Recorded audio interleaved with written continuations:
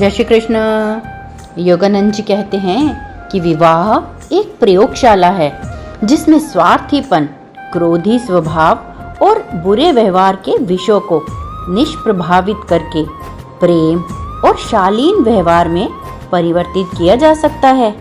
योगानंद जी कहते हैं कि यदि आपके जीवन साथी में कोई ऐसी आदत या गुण है जो आपकी चित्त वृत्ति में अप्रिय लक्षणों को जागृत करता है, तो आपको इस परिस्थिति को समझना चाहिए और अपने भीतर छिपे हुए उन विषयों को बाहर लाना चाहिए ताकि आप उन्हें बाहर लाकर मिटा सकें और इस तरह से अपने स्वभाव को निर्मल कर सकें।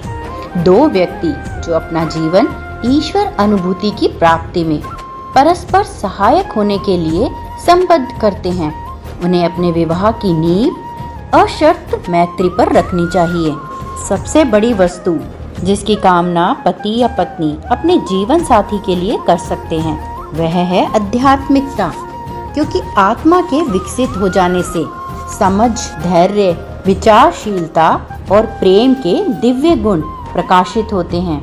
परंतु प्रत्येक को यह याद रखना चाहिए कि आध्यात्मिक विकास की इच्छा को दूसरों पर थोपा नहीं जा सकता। प्रेम को अपने जीवन में जिएं और आपकी अच्छाई आपके सभी प्रियजनों को प्रेरणा देगी। जब तक पति पत्नी विवाह के वास्तविक ऊंचे उद्देश्य को ध्यान में नहीं रखते, तब तक वे शायद कभी भी एक साथ वास्तविक सुखी जीवन का आनंद नहीं ले पाएंगे।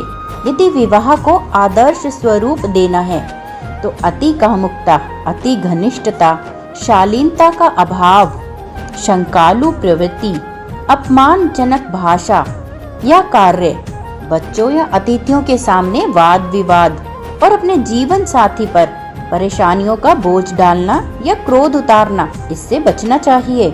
सुखी वैवाहिक जीवन के लिए सबसे पहले और सबसे अधिक महत्वपूर्ण आवश्यकता है आत्मिक एकता। आध्यात्मिक आदर्शों एवं उद्देश्यों में समानता और अध्ययन, प्रयास एवं आत्म अनुशासन के द्वारा प्राप्त करने के लिए व्यवहारिक इच्छुकता से कार्यान्वित करना। आत्मिक एकता वाले विवाहित युगल किसी अन्य इच्छित आधार के अभाव में भी वैवाहिक जीवन को सफल बनाने में समर्थ होते हैं। दूसरी वैवाहिक जीवन के लिए आवश्यकता है बौद्धिक, सामाजिक एवं परिवेश संबंधी रुचियों में समानता होना। तीसरी और अंतिम आवश्यकता, यद्यपि प्रायः अज्ञानी लोग इसे प्रथम स्थान ही देते हैं, और ये आवश्यकता है शारीरिक आकर्षण। परंतु अगर पहली और दूसरी आवश्यकता पूर्ण नहीं होती तो यह बंधन शीघ्र ही टूट जाता है। जो लोग विवाह करना चाहते हैं उन्हें पहले अपनी भावनाओं पर नियंत्रण करना सीखना चाहिए। इस प्रशिक्षण के बिना जिन दो व्यक्तियों को विवाह के अखाड़े में एक साथ उतार दिया जाता है, वे विश्व युद्ध के प्रतिद्वंदियों से भी अधिक बुरी तरह से लड़ते हैं। युद्ध तो कम से कम एक समय के पश्चात समाप्त हो जाते हैं, परंतु कुछ वैवाहिक साथी पूरा जीवन संघर्ष में ही लगे रहते हैं। आप सोचते होंगे कि सभ्य समाज में लोगों को पता होना चाहिए कि एक साथ मिलजुल कर कैसे रहना है, परंतु बहुत कम लोगों ने ही इस कला को सीखा है। एक विवाह को उच्च आदर्शों और ईश प्रेरणा की मादकता से पोषित करना चाहिए, तब यह एक सुखी और परस्पर लाभप्रद मिलन होगा। यदि पति पत्नी एक दूसरे को निशाना बनाने के लिए रोषपूर्ण और अशिष्ट भाषा के कारतूसों का प्रयोग करते हैं तो ये विवाह वास्तव में ही बंधन बन जाएगा। इसकी अपेक्षा उन्हें आत्म सांत्वना देने वाले मनमोहक विनम्र शब्दों के साथ एक दूसरे को प्रसन्न करने का प्रयास करना चाहिए, तब वे पारिवारिक जीवन में नए सुख का निर्माण कर सकेंगे।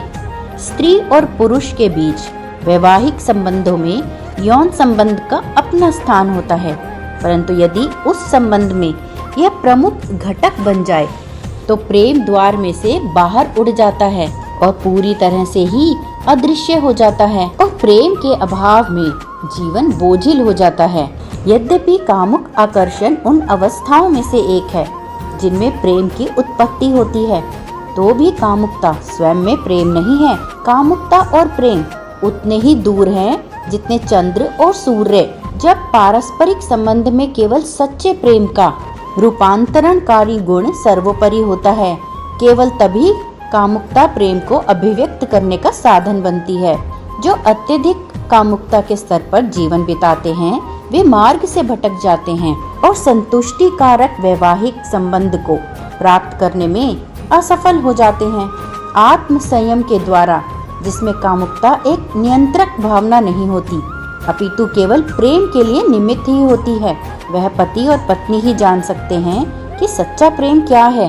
जो लोग अपने दाम्पत्य जीवन में स्वाभाविक रूप से न कि बाध्य होकर संतुलन का अभ्यास करते हैं, वे दाम्पत्य संबंधों में अन्य चिरस्थायी गुणों का विकास करते हैं, जैसे मैत्री, सहचारिता, परस्पर समझदारी और परस्पर प्रेम। योगानंद जी बताते हैं कि उदाहरण के लिए मैडम अमेलिटा गैलिकर्ची और उनके पति होमर सैमुअल्स महान प्रेमी हैं, जिनसे मैं पश्चिम में मिला था। उनका प्रेम मनोहर है क्योंकि वे इन आदर्शों का अभ्यास करते हैं जिनके बारे में मैं कहता हूँ। जब थोड़े समय के लिए भी वे अलग हों तो एक दूसरे को पुनः देखने के लिए वे उत्सुकता से तत्पर रहते हैं, एक दूसरे का संग प्राप्त करने के लिए, अपने विचारों और प्रेम को बांटने के लिए। योगानंद जी कहते हैं कि जीवन के बढ़ते तनाव का सामना करने के लिए हर एक व्यक्ति अकेलेपन या एकांत का समय चाहता है, तो एक दूसरे की स्वतंत्रता में हस्तक्षेप न करें।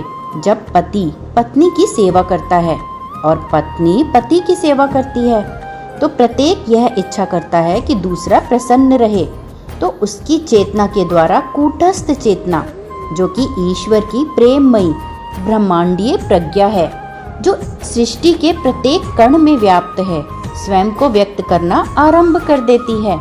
जब दो व्यक्ति एक दूसरे के लिए अशर्त आकर्षण का अनुभव करते हैं और एक दूसरे के लिए बलिदान करने के प्रति तत्पर रहते हैं, तो वे वास्तव में प्रेम करते हैं। अपने प्रियजनों के लिए पूर्णता की इच्छा करना और उस आत्मा के बारे में विचार करते हुए शुद्ध आनंद की अनुभूति करना दिव्य प्रेम है, और वह ही सच्ची मित्रता का प्रेम है। योगानंद जी कहते हैं कि प्रतिदिन प्रातः काल और विशेषकर रात्रि में एक साथ बैठकर ध्यान करें।